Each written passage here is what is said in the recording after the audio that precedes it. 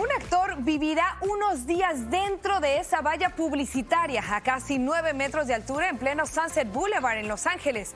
La extraña instalación forma parte de la promoción de la nueva película de Netflix, The Last House.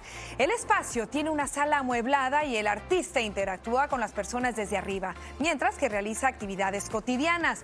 La experiencia busca recrear la historia de una familia atrapada dentro de su propia casa sin poder escapar. Al principio todo el mundo pensaba como que ¿qué hace esa persona ahí? Se quedó prácticamente atorada, encerrada, pero no, obviamente creo que se fueron un poquito más allá los de la publicidad, ¿no? La verdad es que pasaron. sí, pero creo que sin duda alguna se volvió en una atracción más, no solo para hacerle promoción, sino para generar más turistas para que vayan a esta zona y pues vean este espectáculo. La verdad, si yo estuviera por ahí, sí me pasaría a dar una vuelta. No, claro, y ahora la película es la que todo el mundo quiere ver, a ver de qué se trata. Exactamente.